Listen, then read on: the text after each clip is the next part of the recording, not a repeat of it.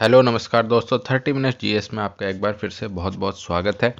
आज हम बात करेंगे भारत में पाई जाने वाली मिट्टी और उसके प्रकार के बारे में। ये आपका टॉपिक है वन दरोगा के सिलेबस में, मिट्टी एवं आर्द्रता।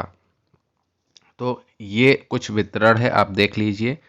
ऊपर जो ग्रीन सा दिख रहा है और लाइन है, डैश लाइन है, वो पर्वत और वन दिखाए गए हैं, देख लीजिए। इसके अलावा जो यूपी बिहार पंजाब का क्षेत्र है उसमें जलोढ़ मिट्टी पाई जाती है। और ये देखिए इधर पर झारखंड उड़ीसा का क्षेत्र, यहाँ पर लाल और पीली मिट्टी, इसके अलावा दक्षिण में भी लाल और पीली मिट्टी पाई जाती है। एमपी और महाराष्ट्र गुजरात के कुछ पार्ट में काली मिट्टी पाई जाती है। और एक इम्पॉर्टेंट क्वेश्चन यही बनता है कि कपास की कृषि के लिए कौन सी मिट्टी इम्पॉर्टेंट है, तो आंसर है काली मिट्टी। इसके अलावा जो एमपी के ऊपर है, एमपी राजस्थान और गुजरात तीनों के, देखिए यहाँ पर इस पॉइंट पे, तो यहाँ पर लेटराइट मिट्टी पाई जाती है। और राजस्थान, ये कॉर्नर दिख रहा है आपको, यहाँ पर शुष्क मिट्टी पाई जाती है। तो भारत विविधताओं का देश है। हमारे देश में कई प्रकार की मिट्टियाँ भी पाई जाती हैं और मिट्टी के अलग अलग होने के कारण फसलों में भी विविधता पाई जाती है। उदाहरण के तौर पर महाराष्ट्र में काली मिट्टी पाई जाती है, वहीं उत्तर प्रदेश में जलोढ़ मिट्टी की अधिकता होती है। तो सबसे पहले जानते हैं मिट्टी होती क्या है, किसे कहते हैं। तो पृथ्वी की ऊपरी सतह जिस पर फसल उगाई जाती है उसको मिट्टी कहते हैं। मिट्टी में कई तरह के पदार्थ पाए जाते हैं। उदाहरण के तौर पर कुछ कार्बनिक पदार्थ होंगे, कुछ अकार्बनिक पदार्थ होंगे और खनिज आदि भी पाए जाएंगे। मिट्टी क्यों जरूरी है? तो मिट्टी इसलिए जरूरी है क्योंकि देखिए अलग अलग फसलों के हिसाब से अलग अलग प्रकार की मिट्टी उपयोगी होती है। कुछ मिट्टी ऐसी होती है जो पानी को पकड़ के रखती है, यानी उनमें छिद्र ज़्यादा होते हैं, तो वो उनमें पानी अवशोषित करने की क्षमता ज़्यादा होती है, तो वो उन फसलों के लिए लाभदायक होती है जिन्हें ज़्यादा पानी चाहिए। कुछ मिट्टी ऐसी होती है जिसके कण मोटे मोटे होते हैं, यानी पानी जाता तो है लेकिन पानी अवशोषित नहीं होता है, बह जाता है, निकल जाता है, तो उस मिट्टी में उन पौधों के लिए अच्छा होगा जिन्हें कम पानी की आवश्यकता होती है। इसके अलावा मिट्टी में कई खनिज तत्व भी पाए जाते हैं और मिट्टी पौधों को स्थायित्व भी प्रदान करती हैं जिससे वो गिरे नहीं, इसलिए मिट्टी हमारे लिए बहुत जरूरी है। ये आपको कई मिट्टियों के प्रकार दिख रहे होंगे, ठीक है। तो हम बात करते हैं भारत में कितने प्रकार की मिट्टियां पाई जाती हैं, ये क्वेश्चन पूछा जाता है। तो हमारे देश में मुख्यतः 6 प्रकार की मिट्टियां पाई जाती हैं। जलोढ़ मिट्टी नंबर 1, काली मिट्टी, लाल मिट्टी, पर्वतीय मिट्टी, लेटराइट मिट्टी और बलुई मिट्टी, जो हमने आपको मैप में दिखा भी दिया था ऊपर। क्वेश्चन सीधे सीधे भी पूछ लेते हैं, कितने प्रकार की मुख्यतः, तो 6 प्रकार की। कौन सी? जलोढ़ मिट्टी, काली मिट्टी, लाल मिट्टी, पर्वतीय मिट्टी, लेटराइट मिट्टी और बलुई मिट्टी। सबसे ज़्यादा क्वेश्चन बनते हैं काली मिट्टी, जलोढ़ मिट्टी और लेटराइट मिट्टी पर क्वेश्चन हमने देखे हैं बनते हुए। जलोढ़ मिट्टी की बात करें तो जलोढ़ मिट्टी नाम से समझो जल के द्वारा ओढ़ी गई या ओढ़ाई गई, यानी कि जलोढ़ मिट्टी नदियों द्वारा अपने मार्ग में जमा की गई मिट्टी होती है। और यह 2 प्रकार की होती है, खादर मिट्टी और बांगर मिट्टी, ठीक है। इसे दोमट मिट्टी या लोमी सॉइल भी कहते हैं। और दोमट मिट्टी में ही उपजाऊपन सबसे ज़्यादा होता है। इसमें क्या क्या होता है ये भी इम्पोर्टेंट है। 40% सिल्ट होता है, 20% चिकनी मिट्टी होती है और शेष 40% बालू होता है। दोमट मिट्टी अपने कुल भार का 50% पानी रोकने की क्षमता रखती है, यानी कि अगर हम 1 किलो दोमट मिट्टी लेंगे तो उसमें 500, वैसे तो पानी लीटर में होता है लेकिन अगर वजन की बात करें तो 500 ग्राम तक पानी रोक सकते हैं 1 किलोग्राम मिट्टी। इस मिट्टी में पोषक तत्वों की मात्रा भी अधिक होगी, यानी कि क्या क्या होता है, 40% सिल्ट होगा, 40% बालू होगी और 20% चिकनी मिट्टी होती है। और जलोढ़, क्वेश्चन और बनता है, क्षेत्रफल की दृष्टि से भारत में सबसे ज़्यादा भाग में पाई जाने वाली मिट्टी, तो क्षेत्रफल की दृष्टि से भारत में सबसे ज़्यादा पाई जाने वाली मिट्टी है जलोढ़ मिट्टी या दोमट मिट्टी या लोमी सॉइल। और यह भारत के लगभग 35 से 40% भाग में पाई जाती है। अधिकतर किसान भी अपनी फसलों पर इसी मिट्टी पर निर्भर करते हैं क्योंकि उसमें उपजाऊ क्षमता अधिक होती है। अब आप कहेंगे कि खादर मिट्टी कौन सी होती है, बांगर मिट्टी कौन सी होती है। तो बांगर मिट्टी पुरानी मिट्टी होती है और खादर मिट्टी नई मिट्टी होती है। ठीक है, नई में ही किसमें, जलोढ़ में। जलोढ़ मिट्टी में उगाई जाने वाली फसलों की बात कर लेते हैं। तो जो उत्तर भारत की फसलें हैं वो याद रख लेना है, धान, गेहूं, चावल, बाजरा, चना, सरसों, मक्का, मूंगफली, तिलहन। उसके अलावा फल, सब्जियां सभी जलोढ़ मिट्टी में उत्पादित की जाती हैं। जलोढ़ मिट्टी के क्षेत्र उत्तर प्रदेश, पंजाब, हरियाणा, पश्चिम बंगाल, बिहार, असम और गुजरात में पाई जाती है। 35 से 40%, यदि क्वेश्चन बने कितने परसेंट, तो 35 से 40% भाग में जलोढ़ मिट्टी पाई जाती है। अब बात करें काली मिट्टी की, इस पर भी क्वेश्चन बनते हैं। तो इस मिट्टी को रेंगुर मिट्टी के नाम से भी जाना जाता है और इस मिट्टी का रंग काला होता है। और इस मिट्टी का निर्माण कैसे हो, यही पूछा जाता है। कौन सी चट्टानों के टूटने से, बेसाल्ट चट्टानों के टूटने फूटने से बनता है। और इस मिट्टी में आयरन, चूना, एल्यूमिनियम जीवांश और मैग्नीशियम की अधिकता होती है। आयरन की अधिकता होगी इसलिए काला दिखता है। मिट्टी का काला रंग इसलिए दिखाई देता है क्योंकि इसमें टिटेनीफेरस मैग्नेटाइट, यही आयरन के ओर है ना, और जीवांश मिला होता है। काली मिट्टी में उगाई जाने वाली प्रमुख फसलें, तो प्रमुख है कपास पूछा जाता है, गेहूं, जौ, गन्ना, अलसी, तंबाकू, तिलहन। लेकिन अगर कोई एक ऑप्शन पूछे तो कपास याद रखना। काली मिट्टी के क्षेत्र की बात करें तो महाराष्ट्र में भी पाई जाती है, मध्य प्रदेश में भी पाई जाती है, छत्तीसगढ़, गुजरात, तमिलनाडु और आंध्र प्रदेश, कुल मिला के वहां पाई जाएगी जहां थोड़े बहुत खनिज पाए जाते हैं। अब ध्यान रखना। लाल मिट्टी की बात करें, रेड सॉइल की, तो यह मिट्टी जलवायु परिवर्तन की वजह से रवेदार और मेटाफॉर्मिक चट्टानों के टूटने से बनती है। जिन क्षेत्रों में लाल मिट्टी पाई जाती है वहां पर वर्षा अधिक होती है, जिसके कारण उनका रंग पीला दिखाई देता है। इस मिट्टी में लोहे की मात्रा अधिक पाई जाती है। लाल मिट्टी में भी लोहे की मात्रा पाई जाती है और यह रवेदार और मेटाफॉर्मिक चट्टानों के टूटने से बनती है। और कई जगह पर जहां पर वर्षा ज़्यादा होगी लाल मिट्टी की, वहां पर यह पीले रंग की भी दिखाई देती है। लाल मिट्टी में उगाई जाने वाली फसलों की बात करें तो गेहूं, बाजरा, मक्का, चावल, गन्ना, मूंगफली आदि। कहाँ कहाँ पाई जाती है, तो झारखंड, उड़ीसा, तमिलनाडु, मध्य प्रदेश, महाराष्ट्र, कर्नाटक के साथ साथ इस मिट्टी को नागालैंड व राजस्थान के अरावली श्रेणी में भी देखने को मिल सकती है। अब बात करें मिट्टी के पोषक तत्व जो खेतों के लिए बहुत जरूरी है, तो इंपॉर्टेंट एनपीके आपने नाम सुना हो, खाद डाल दो एनपीके। एन से नाइट्रोजन है, पी से फास्फोरस है, ठीक है, के से पोटेशियम, एनपीके हो गया। इसके अलावा जिप्सम वाले में कैल्शियम होता है, मैग्नीशियम होता है, फिर सल्फर, जिंक, आयरन, इन पोषक तत्वों की आवश्यकता मिट्टी को होती है। एनपीके तो एक साथ याद रखो, इसके अलावा calcium, magnesium, zinc, iron, sulphur, इसकी आवश्यकता मिट्टी को होती है। चौथे प्रकार की मिट्टी की बात करें तो पर्वतीय मिट्टी होती है। पर्वतीय मिट्टी में कंकड़ और पत्थर बहुत अधिक मात्रा में पाए जाते हैं, इसलिए और यह मिट्टी आपको कहाँ मिलेगी, पर्वतीय क्षेत्रों में, नाम से ही देखने को मिल रहा है। और पर्वतीय मिट्टी में क्या ज़्यादा पाए जाते हैं, पर्वतीय मिट्टी कैसी प्रवृत्ति की होती है, अम्लीय प्रवृत्ति की होती है। इंपॉर्टेंट है, पर्वतीय मिट्टी अम्लीय प्रकृति की होती है। और पर्वतीय मिट्टी में पोटास और फास्फोरस, ठीक है, पीके की कमी होती है। पीके की कमी होती है तो वहां पर कौन से उर्वरक डाले जाएंगे, एनपीके उर्वरक डाले जाएंगे। पर्वतीय मिट्टी में पीके नहीं रहता है, यानी एक बार ध्यान रखना, पीके पर्वत पर जाने से डरता था, बात खत्म। तो पीके यानी कि पोटास और फास्फोरस, इनकी कमी होती है, ठीक है। पर्वतीय मिट्टी में उगाई जाने वाली फसलों की बात करें तो चाय, कॉफ़ी, मसाला, औषधि गुणों वाले पौधे के अलावा यह आलू और कुछ विशेष फसलों की उपज के लिए पर्वतीय मिट्टी उपयोग की जाती है। पर्वतीय मिट्टी के क्षेत्र कहाँ होंगे, जहाँ पे पर्वत पाए जाएंगे। कहाँ पर्वत पाए जाएंगे, हिमालयी क्षेत्र जैसे सिक्किम, अरुणाचल प्रदेश, उत्तराखंड, असम, जम्मू कश्मीर आदि जगह पर पर्वतीय मिट्टी देखने को मिलती है। अब बात करें लैटेराइट मिट्टी की, इंपॉर्टेंट है। लैटेराइट मिट्टी आपको पहाड़ियों पर देखने को मिलेगी क्योंकि इसका निर्माण वहीं पर होता है। जलवायु में नमी और सूखापन इस मिट्टी के लिए अहम भूमिका निभाते हैं। यह मिट्टी गीले होने पर नमी और मुलायम और सूखने पर सख्त दिखाई देती है। लैटेराइट मिट्टी क्यों कहा जाता है, क्योंकि इसका कलर ईंटों के उपयोग, मतलब ईंटों जैसा कलर होता है, इसलिए इसको लैटेराइट मिट्टी भी कहते हैं। इस पर भी क्वेश्चन आया था। रागी, चावल, रबर, गन्ना, नारियल, चाय, कॉफ़ी और काजू के लिए लैटेराइट मिट्टी अच्छी मानी जाती है। लैटेराइट मिट्टी के क्षेत्र की बात करें तो पश्चिमी घाटों में केरल, कर्नाटक, उड़ीसा, पश्चिम बंगाल, आंध्र प्रदेश, बिहार, मेघालय और तमिलनाडु में पाई जाती है। बलुई मिट्टी की बात करें तो यह मिट्टी खेती योग्य नहीं मानी जाती है क्योंकि यह मिट्टी काफ़ी सूखी होती है और इसमें रेत की मात्रा बहुत ज़्यादा होती है और ह्यूमस की मात्रा कम होती है। बलुई मिट्टी में उगाई जाने वाली फसलें, तो सूखी मिट्टी में कुछ ही फसलों को उगाया जाता है जिनको पानी की कम आवश्यकता हो, जैसे गेहूं, बाजरा, जौ और मक्का।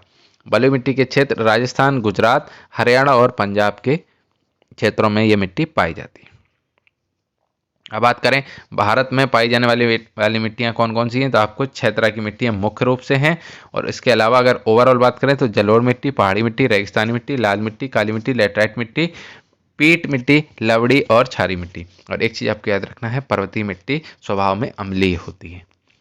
ठीक है, भारत में सबसे ज़्यादा पाई जाने वाली मिट्टी कौन सी है, तो भारत में सबसे ज़्यादा पाई जाने वाली मिट्टियों में जलोढ़ मिट्टी, फिर लाल मिट्टी, काली मिट्टी, लेटराइट मिट्टी प्रमुख है। सबसे ज़्यादा याद रखो जलोढ़, बस यही पूछा जाएगा।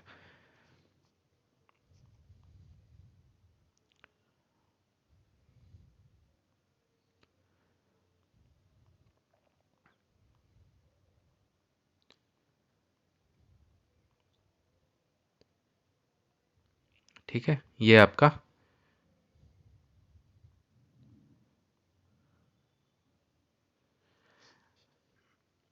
अब बात करते हैं सॉइल प्रोफाइल की, यानी कि मृदा परिच्छेदिका की। इस पर भी एक आपका टॉपिक है, इसलिए मैं आपको बता रहा हूँ। देखिए, मृदा की ऊपरी सतह से आधारभूत चट्टान तक के, यानी कि जो बेस प्लेट होती है धरती की, उसके ऊर्ध्वाधर काट को मृदा परिच्छेदिका या सॉइल प्रोफाइल तथा मृदा की क्षैतिज परतों को मृदा संस्तर कहते हैं। ठीक है, ये देखिए आपको देखने को मिल जाएगी। ये सॉइल प्रोफाइल मतलब ये है ऊपर से लेके नीचे तक, ये आपको लिखा हुआ मिलेगा OABC। ठीक है, इसके आपको मुख्यतः यहाँ पर 4 दिख रहे होंगे, कई जगह पर आपको 5 और 6 ओरिजिन भी देखने को मिलते हैं। क्या होते हैं ये आप देख लीजिए, ऊपर वाले O, ये है नीचे A, फिर B है और C है। ये सॉइल प्रोफाइल मतलब यदि सीधे सीधे आप समझ जाइए कि जो चट्टान है उसकी ऊर्ध्वाधर काट कर लो, उसके बाद मिट्टी जिस जिस रंग की या जिस जिस प्रकार की ऊपर से नीचे तक दिखती जाएगी, उसी को कहते हैं सॉइल प्रोफाइल। और कई किताबों में आपको ये OAEABC और R करके लिखा होगा, कई जगह पर ऐसे 5 या 6 भागों में ये बटी होती है। आगे आप समझ जाएंगे, सारे डाउट इसमें क्लियर हो जाएंगे। प्रमुख बिंदुओं की बात करें तो संस्तर की भौतिक और रासायनिक विशेषताओं के आधार पर ही मृदा की पहचान की जाती है। जैसे मृदा के सबसे ऊपरी जैविक परत को क्या कहते हैं, ओ संस्तर। ओ संस्तर में क्या होता है, इंपॉर्टेंट है, पूछा जाता है। ओ स्तर में ये होता है कि इसका निर्माण पौधे एवं जंतुओं से प्राप्त जैविक पदार्थों के संचयन से होता है। ओ में सबसे ऊपर हो गई, सबसे ऊपर अगर कहीं भी जैविक पदार्थ होंगे मिट्टी में तो कहाँ पाए जाएंगे, सबसे ऊपर पाए जाएंगे। और ओ संस्तर के नीचे ए संस्तर पाया जाता है। ठीक है, ओ के ऊपर ए, या आप याद करने के लिए अगर भूल जाए तो याद रखो 0 से शुरू होता है तो O 0 जैसा दिखता है, तो O के नीचे ए पाया जाता है। और ए को कई उपभागों यानी कि कई भागों में विभाजित किया जाता है। ए संस्तर की जिस परत में ह्यूमस की मात्रा मैक्सिमम होगी उसे A1 संस्तर कहते हैं। और इसका रंग गाढ़ा होने के साथ साथ पोषक तत्वों की अधिकता के कारण कृषि की दृष्टि से A1 संस्तर, ए में जो A1 है वो बहुत उपयोगी होता है। ए संस्तर के A2 संस्तर में अपवहन की दर अधिक होने के कारण पोषक तत्वों का अभाव हो जाता है, यानी कि A1 जो ऊपरी परत है उसमें पोषक तत्व अधिक होते हैं, नीचे परत में अपवहन दर यानी पानी छन के नीचे जाता है और पोषक तत्व घुल जाते हैं, तो A2 परत में पोषक तत्वों का अभाव हो जाता है, जिसके कारण A2 संस्तर का रंग हल्का होता है। अतः इसे अपवहन क्षेत्र या जोन ऑफ इल्यूवेशन कहते हैं। ये आप समझ जाएंगे, इल्यूवेशन और इल्यूवेशन। आई से है ILLUVIATION और ई से है ELLUVIATION, दोनों में अंतर क्या है आगे आप समझ जाएंगे।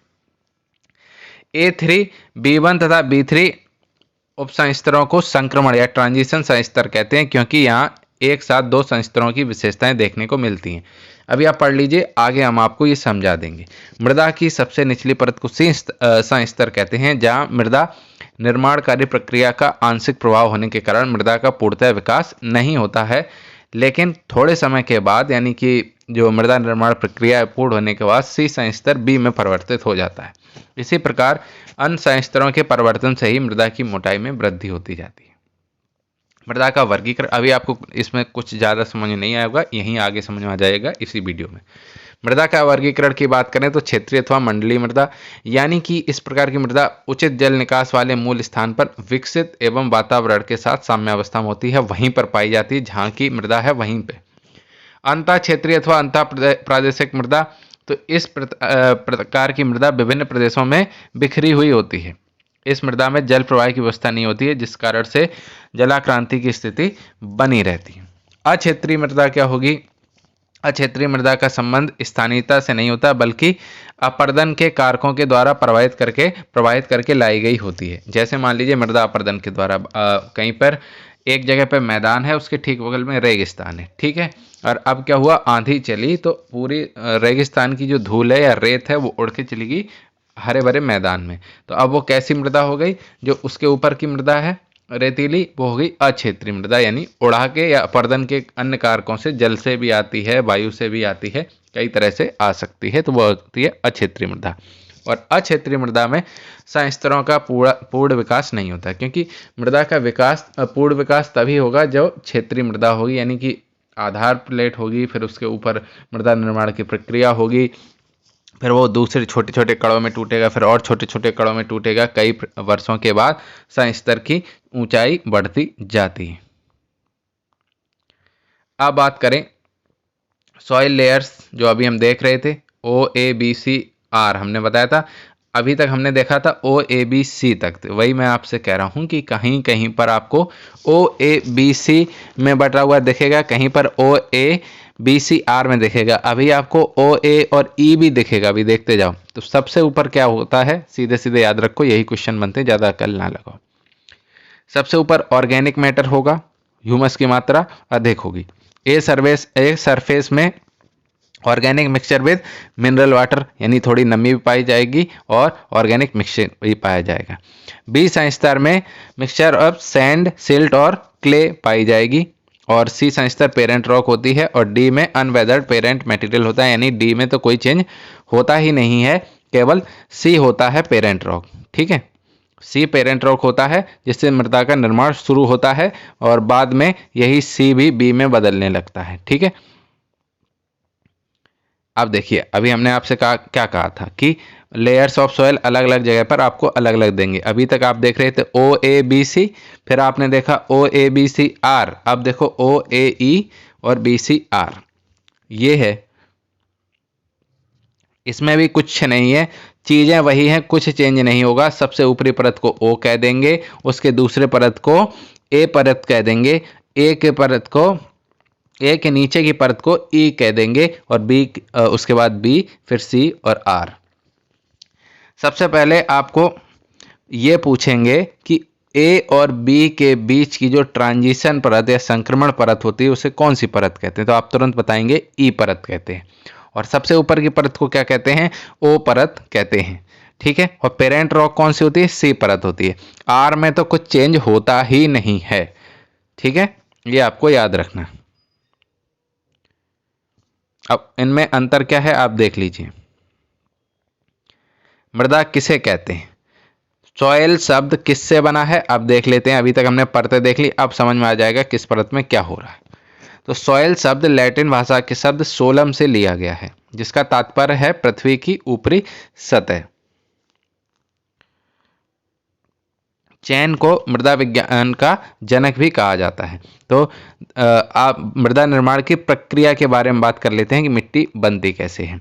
तो मृदा निर्माण की प्रक्रिया सर्वप्रथम अपक्षय की प्रक्रिया के द्वारा शुरू होती है। अपक्षय और अपर्दन के कारण चट्टानों में विघटन होता है। चट्टानों के अपक्षयित पदार्थों के रंध्रों में कुछ वायुमंडलों के गैसें जैसे नाइट्रोजन, ऑक्सीजन आदि का प्रवेश हो जाता है। वर्षा वाले क्षेत्रों में इन रंध्रों में जल प्रवेश कर जाता है, जिससे इनमें कई निकृष्ट पौधे जैसे लाइकेन वगैरह उगाते हैं, और इनके ऊपर निक्षेप जमा हो जाते हैं। निक्षेप के ऊपर सूक्ष्म जीव भी आ जाते हैं।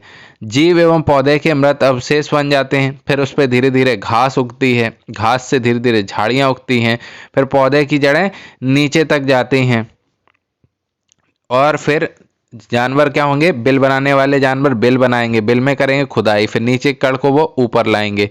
फिर अंदर क्या होगा, जल ग्रहण और ज़्यादा होगा, क्योंकि पौधों की जड़ों के कारण चट्टानों में और क्रैक आएगा, उस क्रैक में फिर से पानी भरेगा।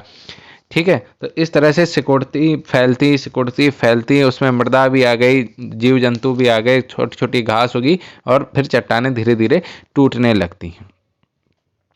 तो मृदा निर्माण चट्टानों के अवतर से बने पैतृक पदार्थों से होता है। मृदा निर्माण की प्रक्रिया से मृदा के विशेष प्रकार के स्तरों का निर्माण करते हैं। और मृदा निर्माण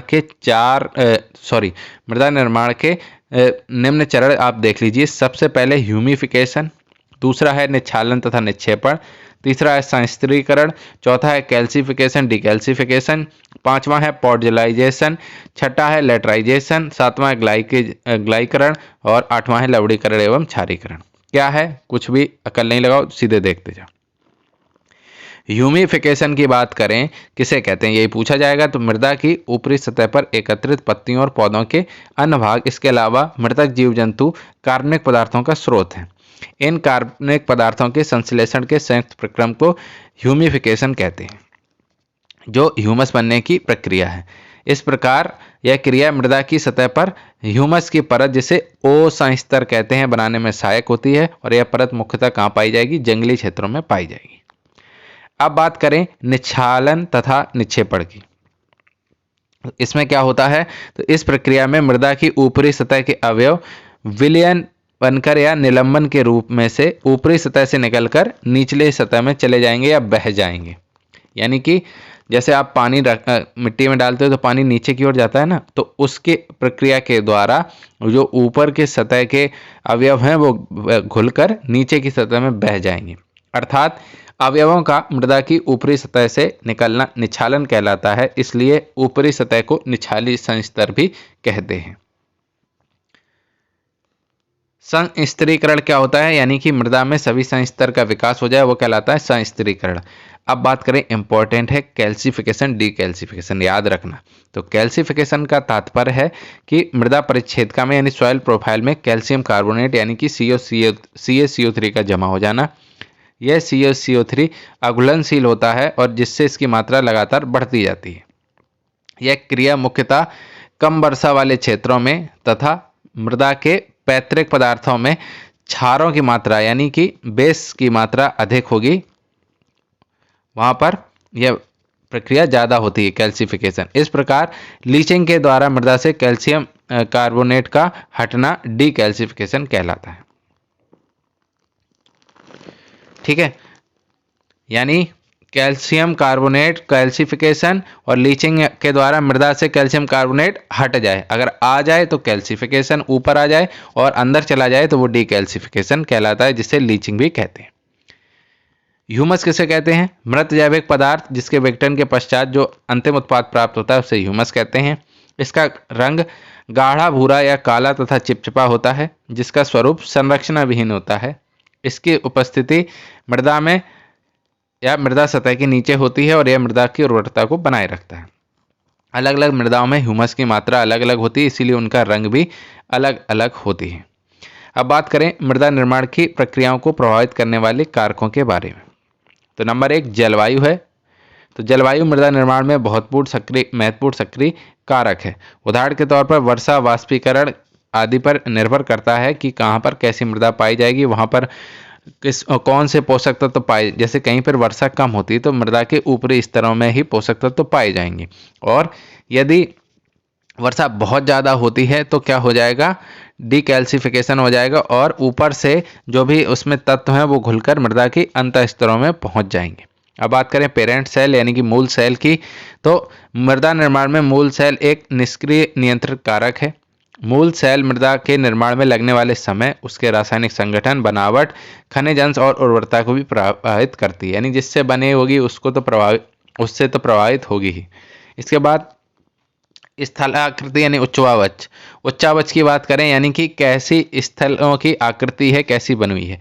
यानी मूल सेल की भांति स्थलाकृति भी एक दूसरा निष्क्रिय कारक है। तीव्र ढालों वाले क्षेत्रों में मृदा छिछली और सपाट क्षेत्र में मृदा गहरी व मोटी होगी। जहाँ पे ढलान तेज होंगे वहाँ पर मृदा कैसी होगी, छिछली। ठीक है, क्यों, हवा आएगी बह जाएगी तो उड़ जाएगी, तो पतली परत होती है, और सपाट क्षेत्र में मृदा गहरी व मोटी होगी। निम्न ढाल वाली स्थलाकृतियों में जहाँ अपर्दन मंद होता है तथा जल का प्रसरण अच्छा रहता है, मृदा के लिए बहुत अनुकूल होते हैं। अब बात करें जैविक क्रियाओं की, तो जैविक क्रियाओं द्वारा मृदा एवं जैव पदार्थ नमी धारण की क्षमता, नाइट्रोजन इत्यादि जोड़ने में सहायक होती है। मृत पौधे मृदा को सूक्ष्म विभाजित जैव पदार्थ ह्यूमस प्रदान करते हैं। बैक्टीरियल कार्य की गहनता ठंडी एवं गर्म जलवायु की मिट्टियों में अंतर को भी दर्शाते हैं। समय, तो मृदा का निर्माण बहुत धीरे धीरे होता है। पूर्ण रूप से विकसित मृदा का निर्माण तभी होता है जब भौतिक, रासायनिक, जैविक प्रक्रिया बहुत लंबे समय तक चल रही हो और मृदा निर्माण की विभिन्न प्रक्रिया में लगने वाले समय की अवधि मृदा की परिपक्वता और उसके पार्श्विक के विकास को या संस्तरों के विकास को निर्धारित करती है। वाष्पीकरण की बात करें तो मृदा की सतह से नमी का वाष्पीकरण विभिन्न गतियों से होता है, क्योंकि वह वायुमंडल की आर्द्रता एवं ताप पर भी निर्भर करता है। नमी के अधिक होने पर वाष्पीकरण कम तथा ताप के अधिक होने पर वाष्पीकरण अधिक होता है। वाष्पीकरण की मात्रा एवं गति को, अब आप कहेंगे कि नमी अधिक है तो वाष्पीकरण कम क्यों होगा? क्योंकि ज़्यादा मात्रा में जल उपलब्ध होगा और ऊष्मा कम होगी तो वाष्पीकरण कम होगा। लेकिन अगर तापमान बहुत ज़्यादा हो गया तो वाष्पीकरण बढ़ जाएगा। वाष्पीकरण की मात्रा एवं गति को मृदा की रचना, संगठन, कणों के आकार, नमी की मात्रा, रंग आदि भी प्रभावित करते हैं। सॉइल प्रोफाइल आपने पढ़ी ली है। तो मृदा प्राथमिक कणों जिसमें बालू, सिल्ट और क्ले होता है एवं द्वितीयक कणों जो प्राथमिक कणों के पारस्परिक सहयोग से बनी होती है, उनसे मिलकर बनी होती है। ठीक है।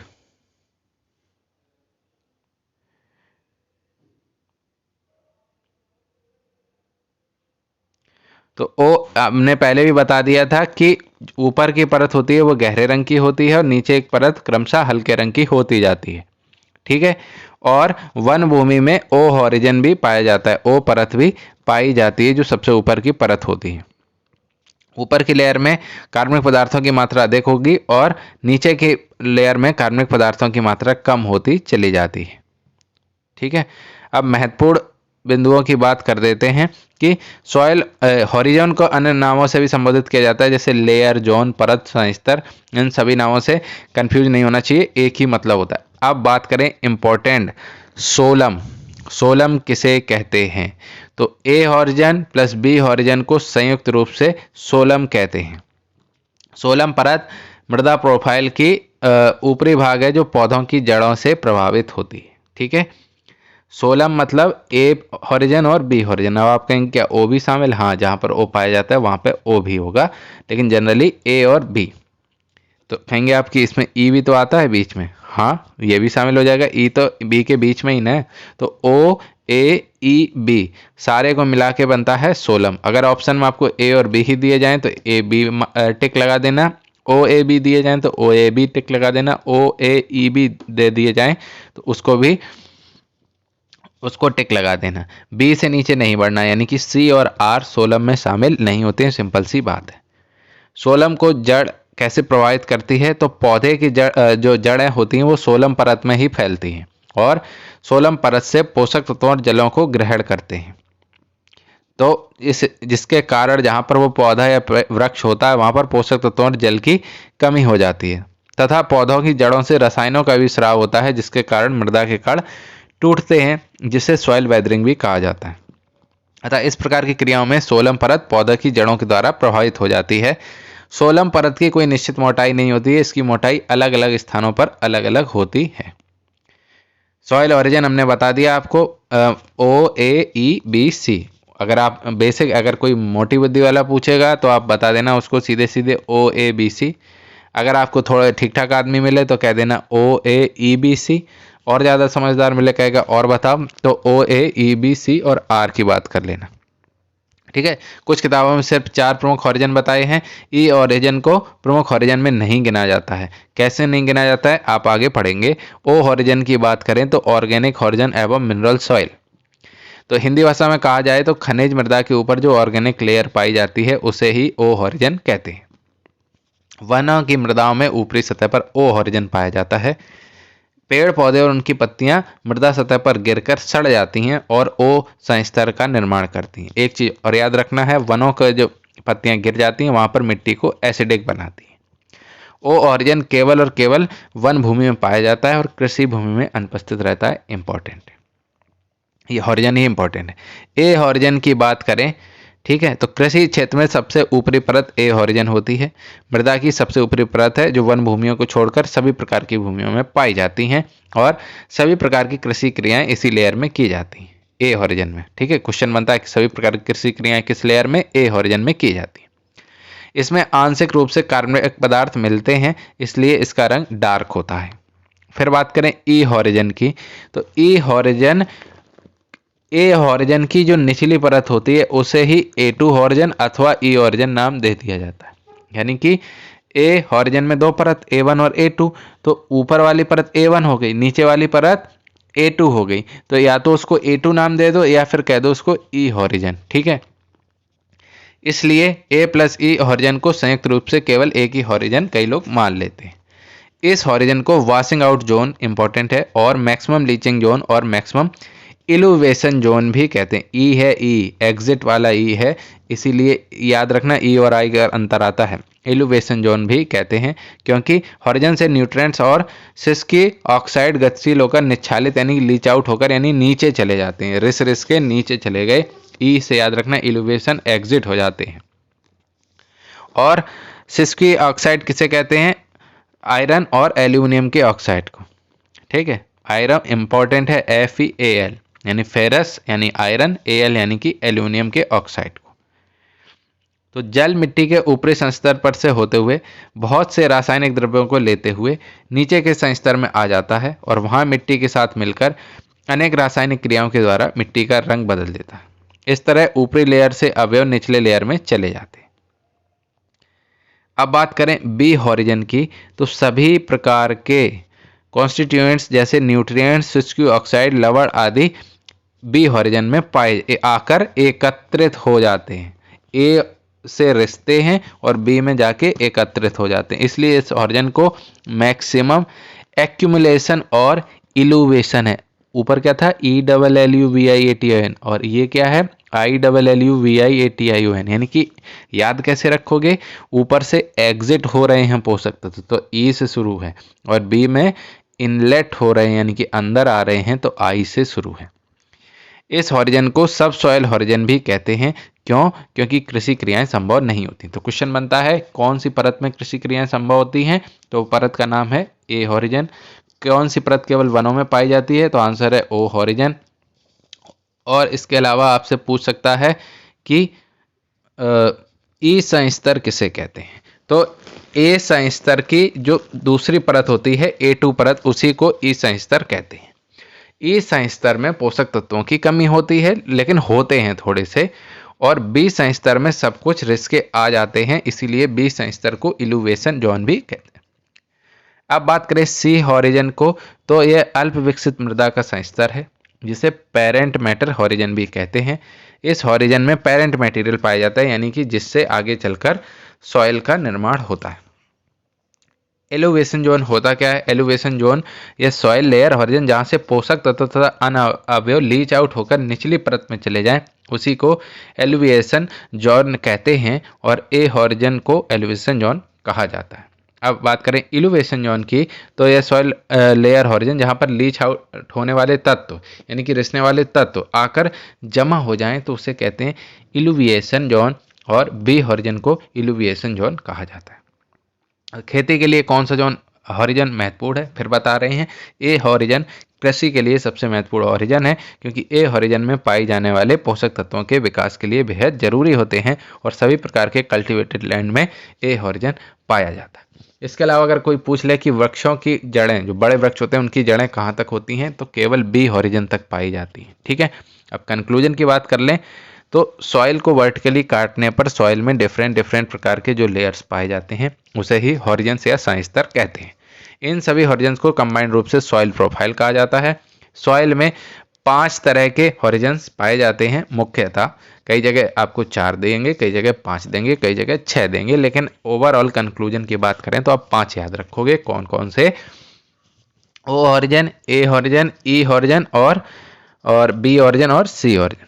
सी होता है पेरेंट मटेरियल, ए होता है कृषि क्षेत्र में, ओ होता है वन क्षेत्र में, ए का जो A2 होता है उसी को E हॉरिजन कहते हैं, और A2 से पदार्थ रिस रिस कर B हॉरिजन में चले जाते हैं।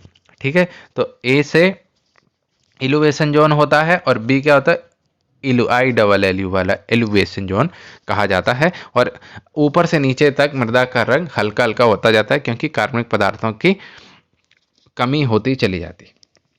कैल्सिफिकेशन डिकैल्सिफिकेशन कहाँ होता है, तो कैल्सिफिकेशन उन क्षेत्रों में होता है जहाँ पर मृदा में या मृदा की निचली परतों में कैल्शियम की मात्रा अधिक पाई जाती है और साथ साथ वहाँ पर जल होगा, तो वाष्पन के द्वारा अंदर का कैल्शियम ऊपर की ओर आ जाता है, यानी सतह पर आ जाता है। इस प्रक्रिया को कैल्सिफिकेशन कहते हैं।